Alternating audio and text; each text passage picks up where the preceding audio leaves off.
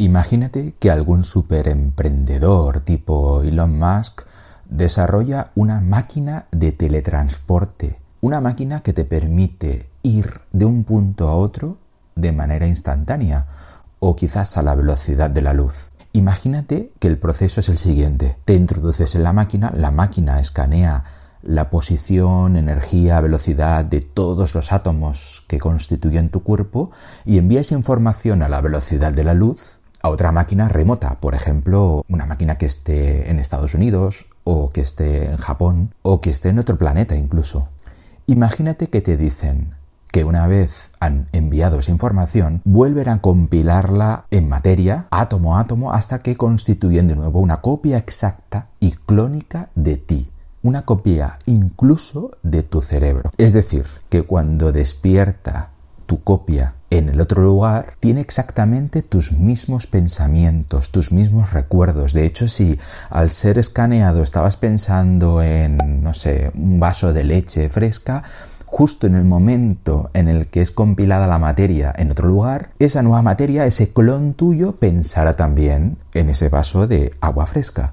Ahora imagínate que te dicen que para que el viaje sea eficaz, tienen que destruir la materia que acaban de escanear, tú que acabas de introducirte en esa máquina. Porque obviamente no pueden haber dos túes, dos tus, dos tú. Un tú en la Tierra y otro, por ejemplo, en Marte. Sería una locura. Ahora bien, dicho esto, la pregunta es, ¿aceptarías viajar de esta manera? ¿Aceptarías el teletransporte tipo Star Trek? Porque a fin de cuentas es lo que ocurre en Star Trek. En Star Trek se te vaporiza hasta que no queda nada de ti y esa información es enviada al lugar donde quieren volver a reconstruirte. Es decir, que de algún modo estás muriéndote. O quizá no, o quizá sí. Vamos a intentar hacer un pequeño análisis filosófico sobre el tema. Así que no te muevas y bienvenidos a Baker Café.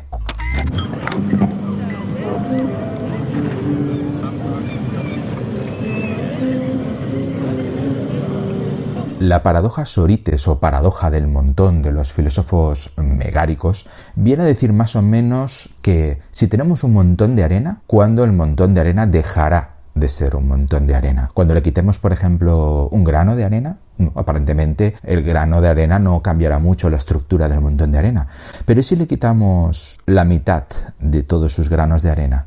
¿Y si le quitamos el 90% de esos granos de arena? ¿En qué momento exacto podemos decir que ese montón de arena ya no es un montón de arena? Es una paradoja. Es difícil establecer una línea divisoria entre lo que es un montón de arena y lo que no es un montón de arena. Esta paradoja se parece mucho también a la del barco de Teseo, que viene a decir más o menos que si tenemos un barco y con el tiempo se van estropeando diferentes partes del barco y decidimos sustituirlas por otras nuevas, imaginemos que tenemos que cambiar tablones de madera o que tenemos que cambiar la quilla o tenemos que sustituir los mástiles, ¿en qué momento dejará de ser el barco de Teseo? Cuando hayamos cambiado toda la superficie, cuando hayamos sacado todos y cada uno de los clavos y los hayamos sustituido por otros clavos nuevos, ¿en qué momento el barco de Teseo deja de ser el barco de Teseo?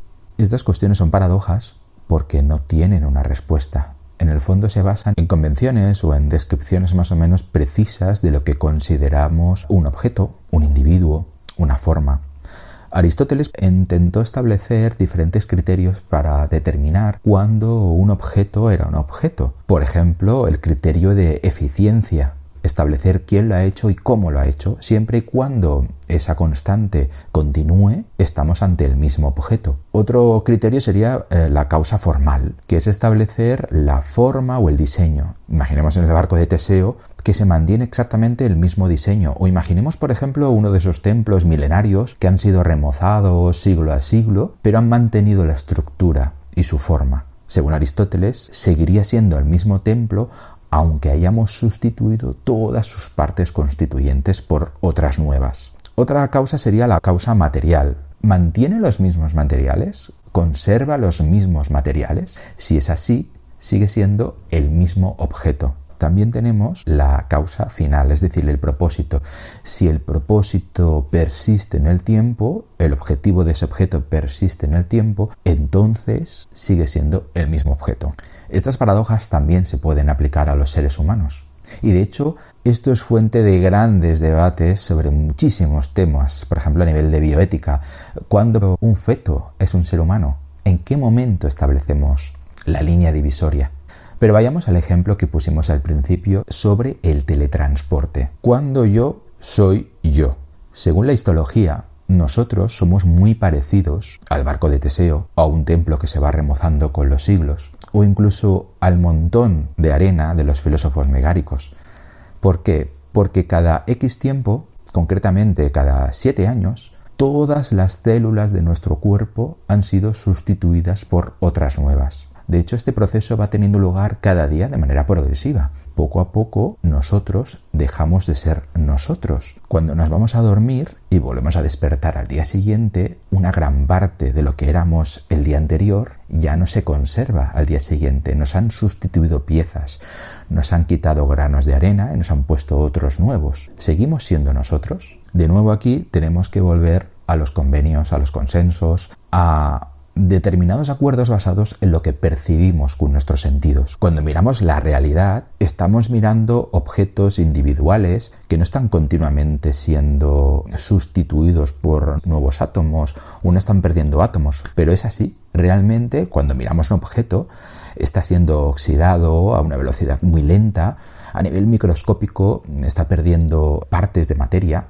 algunas se volatilizan y flotan por el aire, otras incluso las inhalamos. Es decir, que el mundo dista mucho de ser como lo percibimos y sin embargo categorizamos el mundo tal y como lo percibimos a pesar de que el mundo no es así. Como digo, esto nos lleva a paradojas, no tanto a paradojas de cómo percibimos el mundo, sino a paradojas de cómo es realmente el mundo. Volvamos al ejemplo del principio. ¿Permitirías teletransportarte a otro lugar si eso incluyera el ser destruido?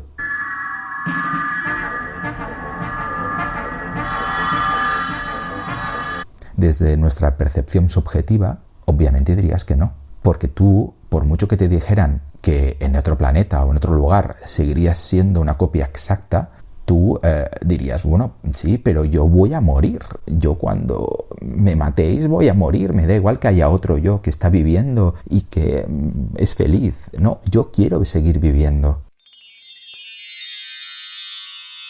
Sin embargo, esto es una percepción subjetiva. En realidad, cuando te vas a dormir, ¿quién te dice que no mueres y al día siguiente eres otra persona? No lo sabes.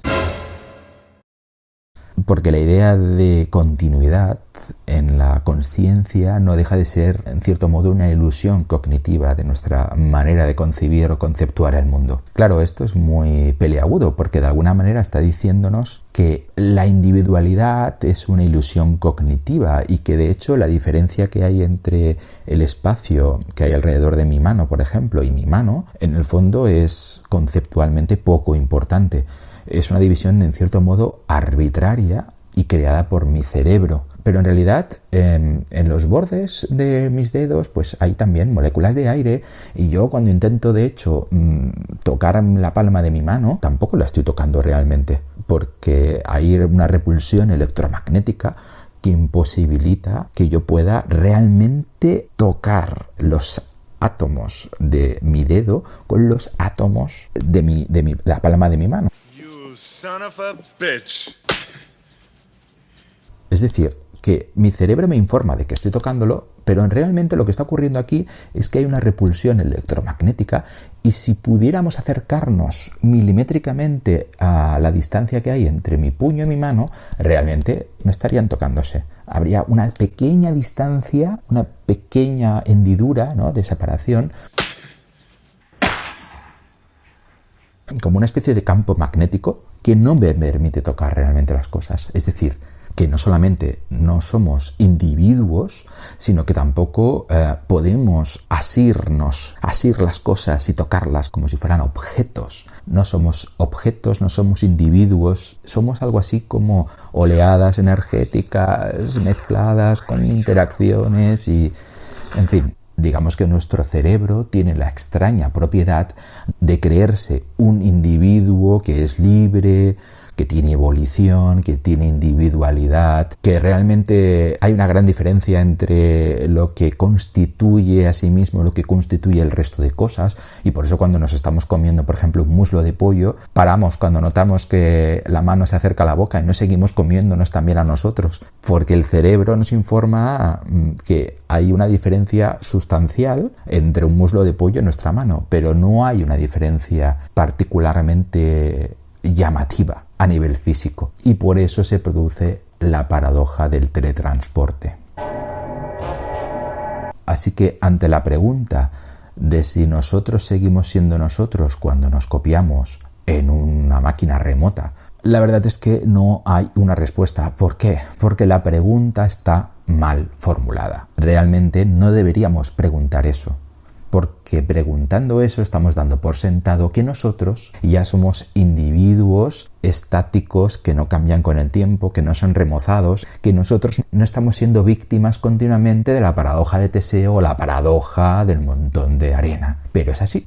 Conclusión: hay que saber preguntar correctamente para recibir respuestas correctas.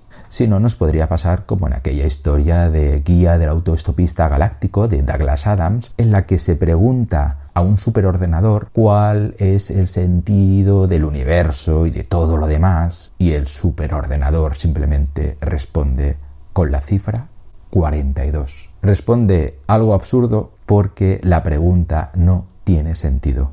Preguntar si estamos vivos ahora o estaremos vivos luego, o seremos nosotros o seremos otros, en realidad debería recibir una respuesta tipo 43 o 41 y no mucho más. Esa es la única manera de resolver estas paradojas, porque no hay solución, porque son paradojas, porque nuestro entendimiento, nuestros mecanismos psicológicos, nuestra manera de conceptuar el mundo no permite abordar determinadas realidades. Algo así como entender la cuarta dimensión o la quinta dimensión o la sexta dimensión. Nuestro cerebro está preparado para entender 3 dimensiones, que es la altura, la anchura y la profundidad.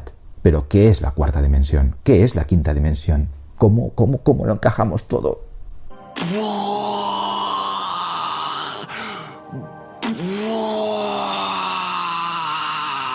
Bueno, espero que estas reflexiones no os estallen en la cabeza y que esta noche cuando os vayáis a dormir lo hagáis plácidamente y no con el miedo de que quizás al despertar unos cuantos millones de átomos de vuestro cuerpo y a lo mejor de vuestro cerebro ya no serán vuestros, así que al despertar no seréis la misma persona.